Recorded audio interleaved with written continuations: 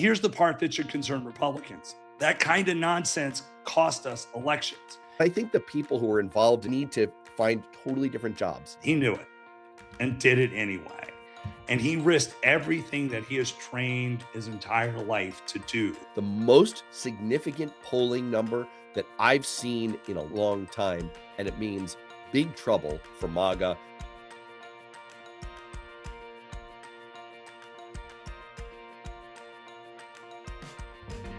Welcome to Political Rehab, smart politics without the hangover. I'm Matt.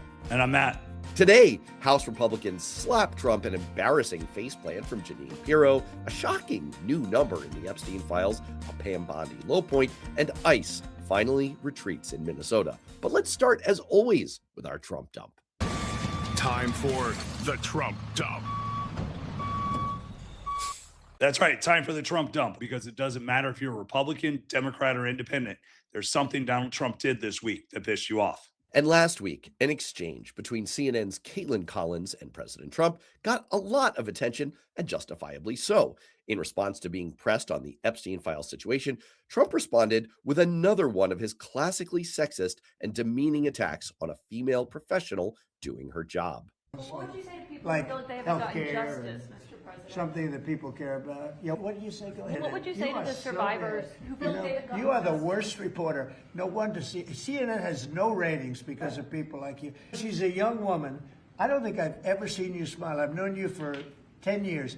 I don't think I've ever seen a smile on your face. Now, this wasn't quite as brazen as the quiet piggy outrage of a couple of months ago, but of course, it's no less horrible. But there's another layer to this that's worth paying attention to, and that seems like it hasn't quite gotten as much attention as it should. And actually, Ms. Collins points it out right there in the video. Why? You know why you're not smiling? Because you know you're not telling the truth. And you're a very dishonest organization, and they should be ashamed of you. Did you catch that? Why would she smile while asking about horrifying sexual assaults? And here's another one for you.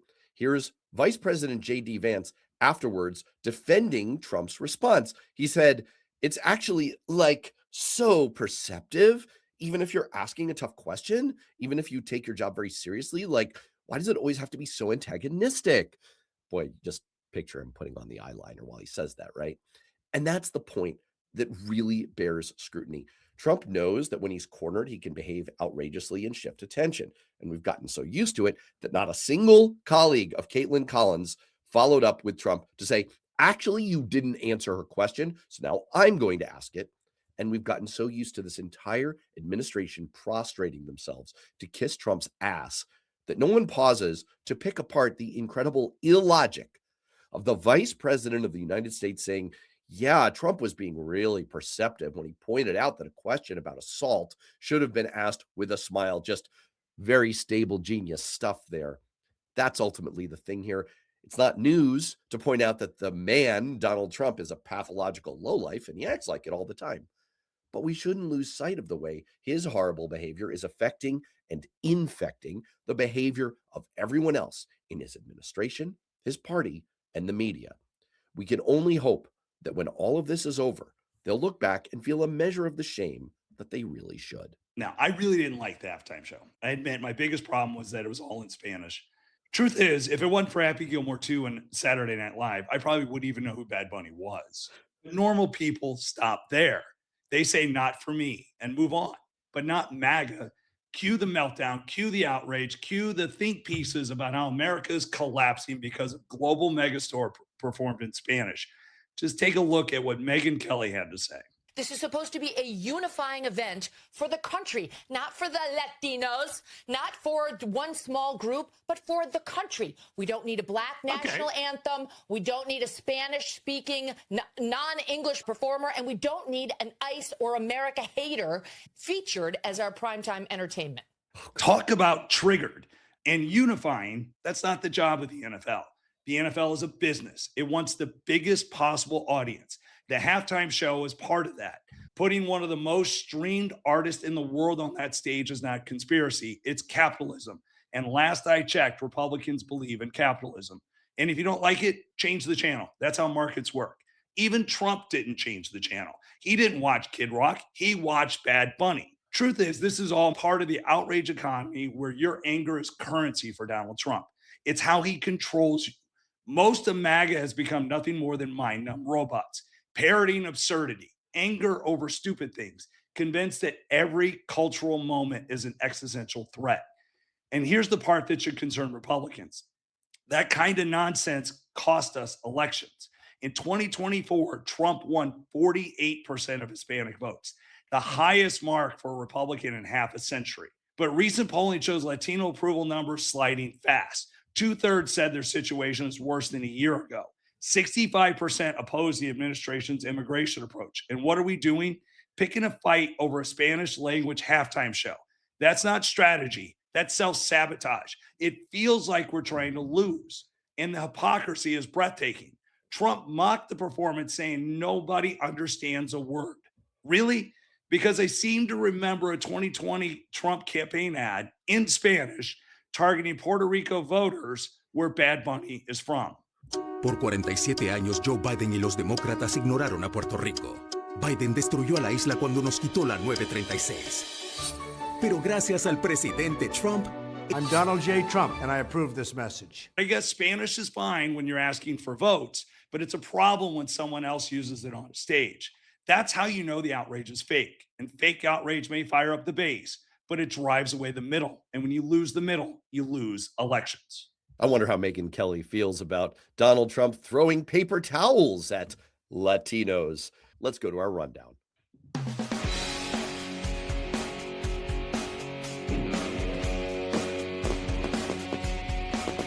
First up, the U.S. House votes to reverse Canada tariffs in a massive rebuke to President Trump. 6 House Republicans voting with all the Democrats against the tariffs. Why?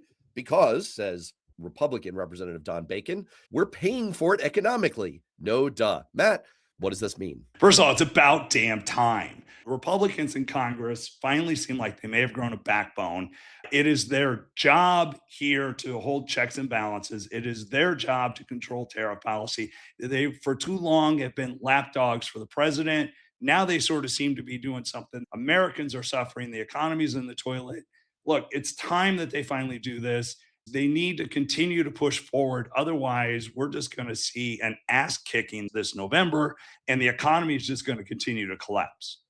I think the story politically is another slide down the ramp to Trump's total irrelevance. After this vote, Trump issued hollow threats on Truth Social against the 6 Republicans.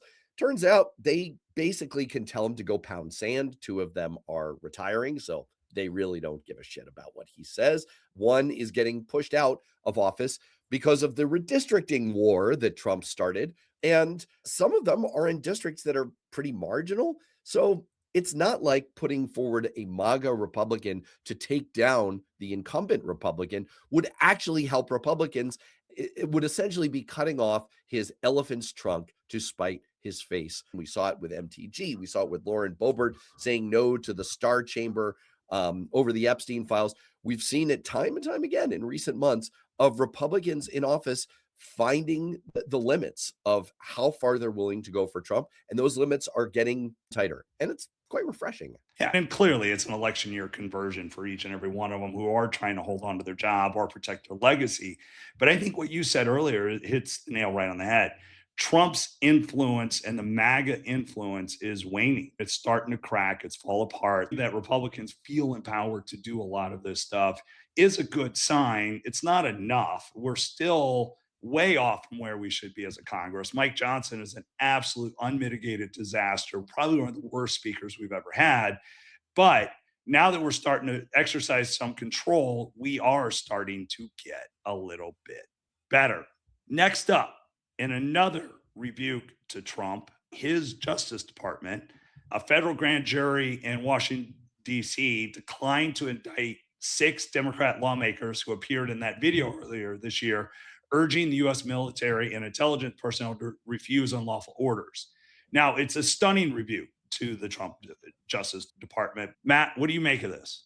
Attorney General Pam Bondi, in her fractious hearing that we're going to cover in just a couple of minutes this week announced weaponization has ended. This was news to the Republicans who weighing in on this effort to prosecute 6 Democratic lawmakers for pointing out what is in fact the law, which is you have an obligation if you're in the military to refuse unlawful orders.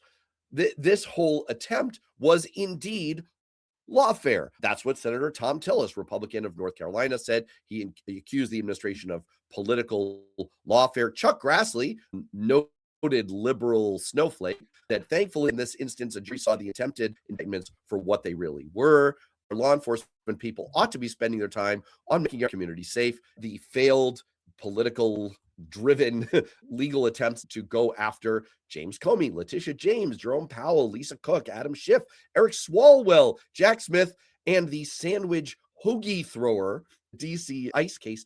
And I should point out that this is not the first time that Jeanine Pirro has gotten whacked in the face by a grand jury in what is, as you said, extraordinarily rare. It actually happened 8 separate times in September where grand juries refused to return indictments. And it just goes to show that not only is this like a vast political retribution campaign, but it's being carried out by total incompetence. What's happening with this administration is all about getting that first headline. It's all about looking tough. This was a victory for free speech. It was a victory for upholding the rule of law, because what they also said was essentially quoting the handbook.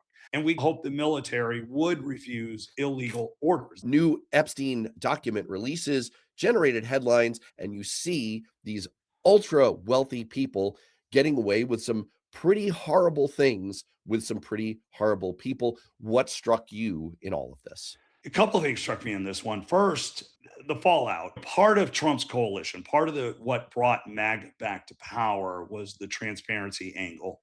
And I find it funny that you see people like JD Vance say, I don't understand why you're so mad because Trump was the one who finally did this. Never mind the fact that he had to do it kicking and screaming. Never mind the fact that it's been bungled so badly. Never mind the fact that there's been cover up after cover up. I think the Epstein files, the legacy of it is really going to be one of those nails in that MAGA coalition that just completely destroys it. I see a lot of hardline conservatives, hardline MAGA people who have worked for Trump in every campaign, were diehard, are just done with it. And it feels like Republicans are continuing to try to protect a pedophile, and that is never going to be the right spot. And that creates real long-term problems for Republicans and MAGA.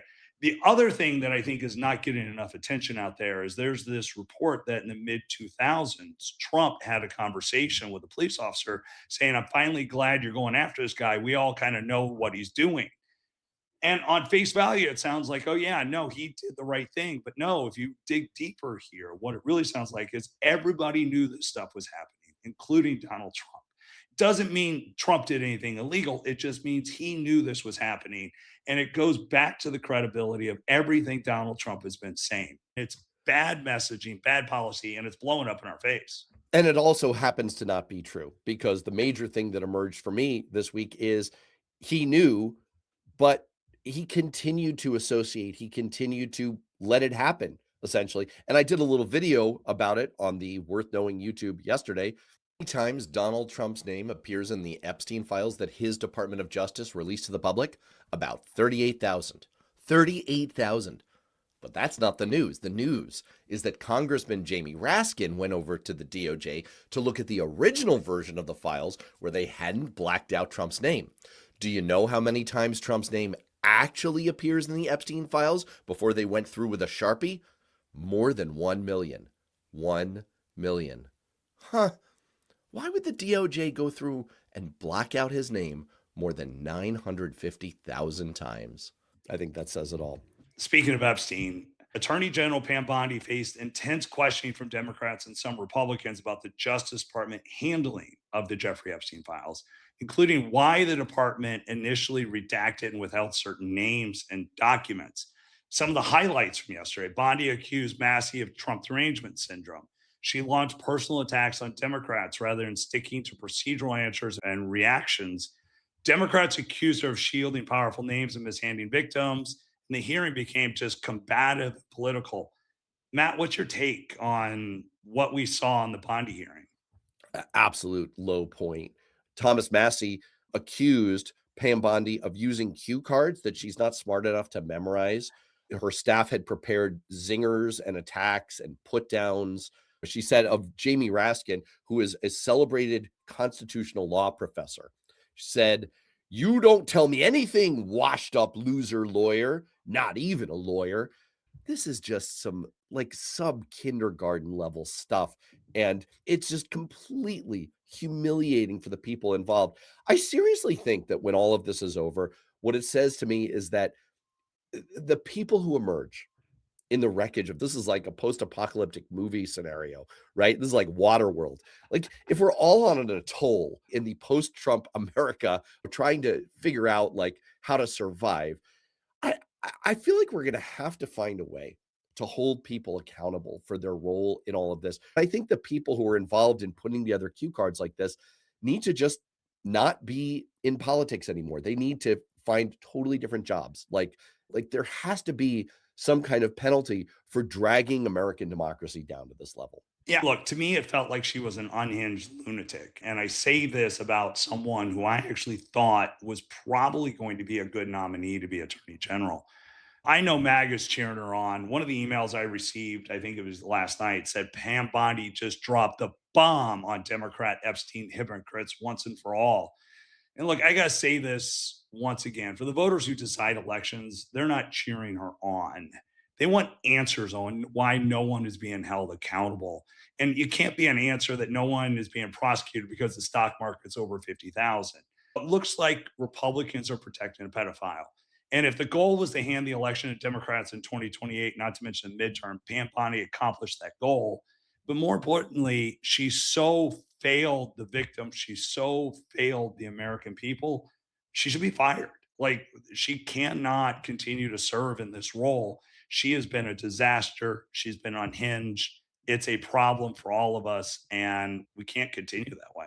Breaking news right as we started recording this, border czar Tom Homan, who was brought in to oversee the ICE presence in Minnesota, announced that the enforcement surge in the state will end, telling reporters that President Donald Trump has approved his request to conclude the operation. He said, "I will remain in Minnesota a little longer to oversee the drawdown to ensure its success." First of all, very interesting use of a military term, the drawdown, which we associate with forces in places like Afghanistan.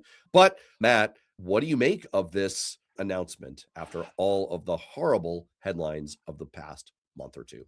It was clearly just a matter of time. Look, as we talked about, when Holman sort of becomes the voice of reason and all this, we've jumped the shark a little bit. I find it interesting that earlier this year, he was interviewed for a book, and one of his comments were about how these need to be targeted and these need to be within kind of American values. But for some reason, Noam and Bovino completely went out and militarized the whole situation. Minnesota is going to go down as how not to do enforcement. I do think if there is one good thing that's going to come out of those tragedies is going to be Americans stepping up and trying to take their country back, because we don't want our streets militarized. This is not what we voted for. This is not what we want. We want strong enforcement. We don't want military in the streets. And I do think we're starting to make that way. And that's why I think this was inevitable. I can foresee that when we broadcast this episode live, there will be, because we always get people being a little trolly, there will be people saying, "Oh, you're for open borders. You're for letting all the illegals stay here." It's not what either of us are saying. No. It's not what most people in both parties believe. What we're against is a paramilitary attack on American communities and American citizens and on immigrants who are in those communities. We don't want to see violence. This is not, as you said, the way to do enforcement. I agree with you that this was inevitable. There's a proud tradition in American politics of allowing a little bit of face-saving time to elapse before doing the inevitable step. Shoot, you saw it in the Cuban Missile Crisis when we made a secret deal with the Soviet Union to remove Jupiter missiles from Turkey. We just said, look, we can't make it public for 6 months. Tom Homan, this has been a plan probably in his back pocket ever since he arrived in Minneapolis, and now they're going through with it after a little bit of face-saving time. With that, let's get to our fun segment, Up or Down. This is Up and Down, your political pulse check. Who crushed it? Who face planted and who needs a trip to political rehab? First up, there was a story this week about AOC rising and how she has gotten a lot more clout between Mondami, between what's happening in New Jersey, her pick to win Mikey Sherrill's seat. She seems to have really sort of grown. Matt, AOC, up or down? AOC is up. She's become a power broker in the Democratic Party. She raises a ton of money, $24 million in 2025. In the cycle before, it was something like $33 million between her PAC and her personal campaign. And she distributes that around progressive candidates. She's become a coveted endorsement, and her anti-oligarchy tour with Bernie Sanders was obviously a big draw. She's a power broker, and she's elevated herself, and she's matured a great deal since her Sunrise Coalition protests and Nancy Pelosi's office days. So she's an up. See, I'm down on this one. I would have loved to have said this is greatest news in the world for us. She hasn't changed. She's still a radical. She's still a socialist. But in the age of Trump, AOC doesn't look fringe anymore. Trump has raised the temperature so much, and that shift may have made AOC more mainstream by comparison. He has essentially made socialism feel mainstream, and that scares me. And that's why I'm down. Oh, so you're down on it. You agree that she's up and you feel down about that. Love it. Exactly. Speaking of things that are confusingly up and down, new jobs numbers came out. Trump heralded a new golden age because January job growth was reported to be about 130,000 jobs, but it came with massive downward revisions to 2024 and 2025 jobs numbers. Matt, jobs, up or down? All right. I am up on the jobs numbers, but I'm also down. Look, I am an optimist that I hope the economy is growing. I have my doubts, but we both know these things revise over and over again. Last year in 2025 was the worst job growth we've had in a long time. We are not in a golden age. I hope these numbers are real. I hope the 130,000 jobs are accurate. I'm going to say up because that's where I'm going to lean. But I could be down. This is a clear down for me. 2024's job creation numbers were revised downward from 2 million to 1.2 million. That's a loss of 800,000 jobs. 2025 revised down from 584,000 to 181,000, a loss of 400,000 jobs. Put it together over the last 2 years, we actually are seeing 1.2 million fewer jobs than we thought we had created in America. For those keeping track at home, that is even more than the number of times that Donald Trump appears in the Epstein files. It goes to show, and by the way, so not only is that like hugely terrible, but why would I trust that we created 130,000 jobs in January? I clearly don't. This is a big down. Next up, Gallup has reported that they're no longer going to do presidential approval ratings. They've been doing it since 1930s. It's been a benchmark of American political sentiment. But due to polling environment challenges, media economics, they're no longer going to do it. Matt, up or down on this one? Down. You're in communications, you're in politics, you're an operative, you're a consultant. They said that this represents a strategic shift reflecting research goals and priorities. That's why they're doing it. It's not because Donald Trump has achieved his lowest approval rating ever in their polling. He's gone down by 11 points since the start of his term, and they're afraid of blowback. That this is mealy-mouthed gobbledygook, and it's because they can't say the truth out loud. It's not just that they're getting rid of something that's actually of value to our understanding of politics. It's that they're doing it for craven political reasons, and they're trying to cover it up. Down, down, down. I too am down. The one thing we know about polling is trends are the most important thing because the one number is a snapshot in time. But when you look at polling and when you can go back to the 30s and begin to see what these things look like, they tell us a mood, they tell us a sentiment. It is a valuable tool when you start to look across it. And I think you're 100% correct. It is all because they're afraid that we're hitting historically low numbers. And it's just another case and point where institutions are caving and norms are becoming irrelevant.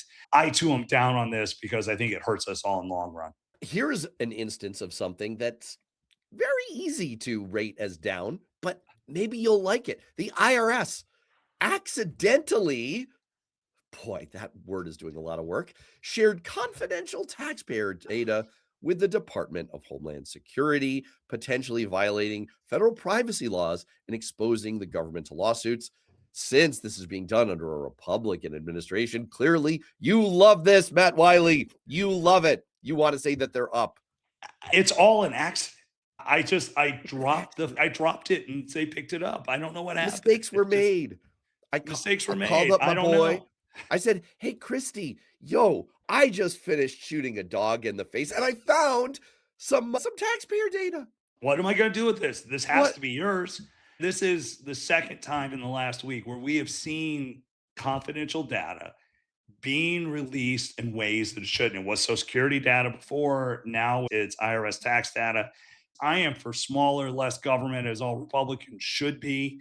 I don't like the sharing of this information. I don't like the releasing of this information. I remember when John McCain appeared on Saturday Night Live as then Attorney General John Ashcroft, and in a parody said, I will not rest until every American has a barcode tattooed on their neck.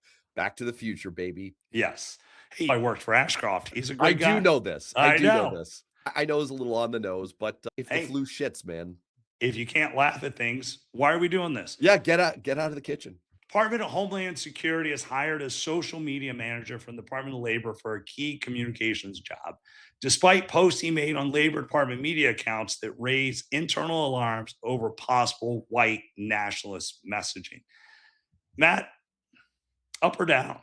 Oh, I'm up. I'm way, way up on this. First of all, this guy made his mark creating 1930s Germany-esque images and provocations online, and then he gets hired by this administration for an even bigger job. I did not see that coming. This is great. Every time these people reveal who they are, I like it. I like my Nazis highly visible. I want to know where they are. I want to know what they're up to. I want to know what jobs they hold. I don't want them like skulking around and like sneaking up on us. I want them in plain freaking sight. And one great thing about this administration is you see all the Nazis. They're all over the place. I, of course, am down on this one. I think it's horrible that this administration continues to hire people that in any other administration, anywhere else, would just be kicked out before they even walked in. And the fact that we continue to double down and it gets reported and then we say we're not even going to do anything, he's still on board, just shows the complete lack of talent they have to bring in. And the fact that nobody really of any quality wants to work there. So they have to have white nationalist Nazis working. I'm down because this administration is a shit show and it continues to prove that it's a shit show.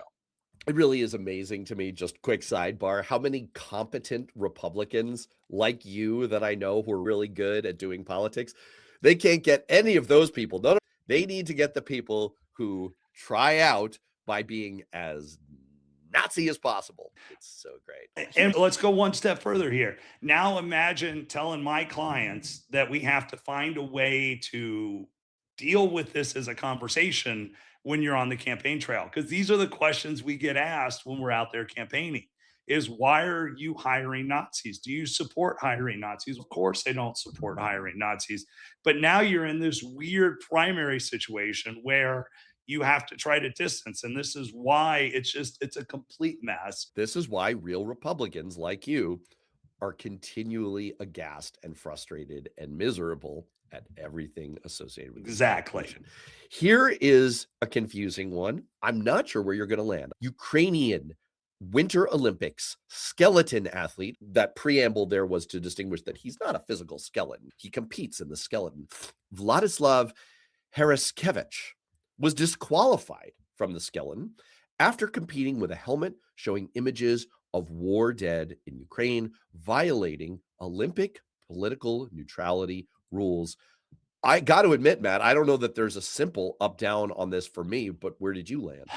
Yeah, I have the same problem. I'm going to say up on this one, and let me explain. The Olympics long has had political undertones going back to Nazi Germany. The rules do exist to say you can't do it. And so these are clear. But the reason I'm up for it is because he knew it and did it anyway. And he risked everything that he has trained his entire life to do, to talk about his country and his countrymen who have been killed and to bring this message forward. He was willing to sacrifice everything just to bring attention to his country. I completely agree with that. I understand the rule against political demonstration, political speech at the Olympics, but sometimes the principle is worth letting go of something because it matters so much. And this is such a case. Tommy Smith and John Carlos in the 68 Olympics, the fist raised Black Power salute. You might not have totally agreed with it, but they felt on principle that what they were expressing was worth it. It was worth giving up medals. It was worth disqualification in this case. And I agree with this athlete. This is worth it. Last one, low information voters. A pre-election poll showed that low information voters backed Trump 60-40. A January follow-up showed approval among this group dropping to 43%. That's a 25-point shift. And it was critical to Trump's 2024 election. Matt, what's your take, up or down, on where we are on low information voters and their apparent shift away from Trump? I'm way, way up on this, but I don't want to say too much more because this is going to be the subject of my dose of hope. So I hope people will hang on for the end of the show for that. But just as a little teaser, this is a huge, huge number. The most significant polling number that I've seen in a long time. And it means big trouble for MAGA. So I'm way up on this. Yeah, I'm up on it too. In politics, we always bring this down to the lowest denominator. People live on sound bites. So it's not surprising that's how people are making their news decisions. But what I do think is there's other things now that are really starting to drive it. Like we talked about with Minnesota and the immigration crackdown, those images are just going to last forever. They're going to drive it. It's not what we voted for. It's not where we are. The economy, there's a lot of information here that I think can be contributing to it. But what I do see is he's been discovered as the emperor has no clothes. MAGA is a fraud. And we're starting to see that more in poll after poll and instance after instance. So anytime we start to kind of come to our senses, I'm going to be up on it.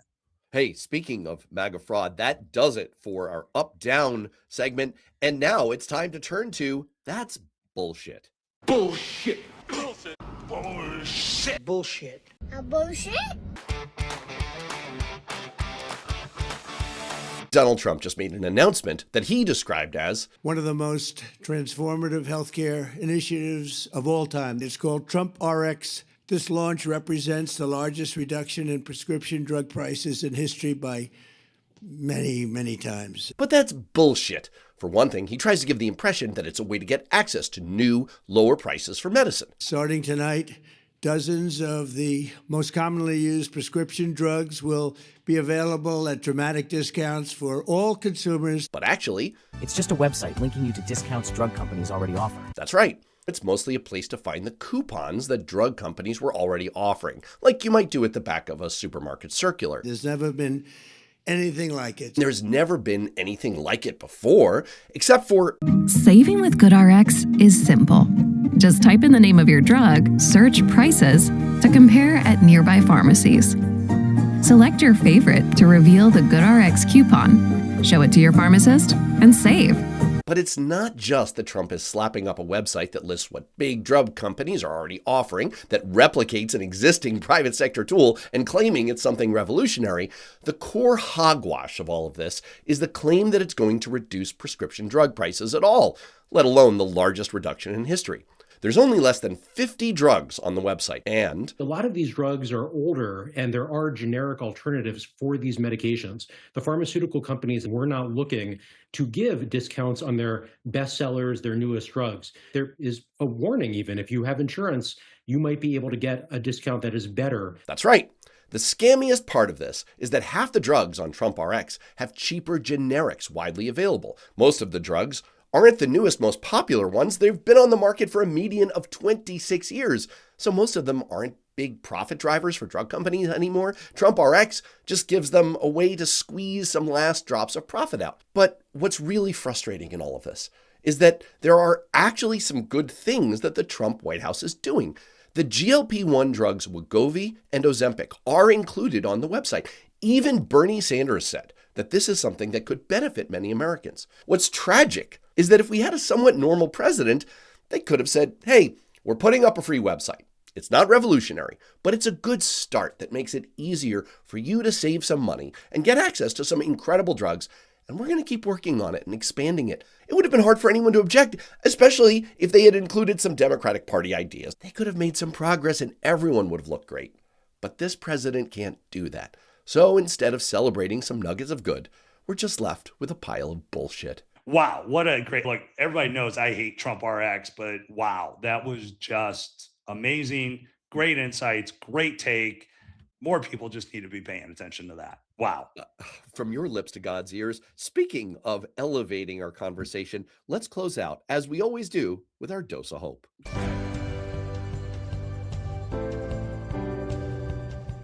For my dose of hope, I want to go a little bit back to my Trump dump here and get into Super Bowl a little bit. It is officially campaign season.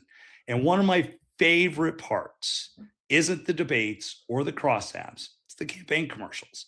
I collect the weird, the funny, the unintentionally hysterical ads every cycle, kind of like tuning in for the Super Bowl just to watch the commercials.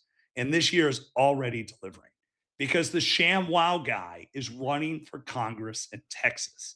Yes, that ShamWow guy, the infomercial pitchman behind the super absorbent towels and the slapdash TV gadgets, is now a Republican candidate in Texas' 31st district, challenging a longtime incumbent and campaigning to destroy wokeism. I want you to watch this ad. Hey, it's Vince. I'm running for Congress against this guy. Stop having a politician that's worse than Biden. That's discretionary funding. Instead, vote for me, a guy who's not half dead. I'm gonna soak up the swamp, clean the house, and pick up those liberal tears at the same time. I'm gonna slap chop the nuts out of the woke, making less blue-haired commies and more red-blooded Americans. Vote for me so I can represent you and the ones that can't stand up for themselves. Vote for ShamWow! Paid for by offer Vince ShamWow Shlomi for Congress. Now, look, I don't know if he's going to make a great lawmaker, but let's be honest. Anyone who can walk into a camera holding an ultrasound picture that says vote for ShamWow is already given us some of the most memorable, entertaining moments of the season. And honestly, that's a good thing. Politics doesn't have to be heavy every second of the day. Yes, there are serious issues. Yes, there are real fights ahead. But part of living in a free country is embracing the absurdity of it all, the unexpected candidates, the over-the-top ads, the moments that make you laugh out loud. And if we can't find the humor in it, we'll lose our minds. Democracy is noisy. It's chaotic. Sometimes it's ridiculous, but it's also open. Anyone can raise their hand. Anyone can run, even the ShamWow guy. In a year that feels tense and angry, remembering that politics can still be a little weird and a little funny might be exactly the dose of hope we need. For my dose of hope, I wanted to pick up on the news item we discussed earlier that low information voters have done a major about face on the president. Now, it's hard for me to overstate how huge this is. One of the most important and misunderstood aspects of politics is just how tuned out most people are. It's not necessarily a judgment on them, not at all. People have lives to lead, kids to pick up from school, groceries to buy, and bankruptcies to file after they buy those groceries.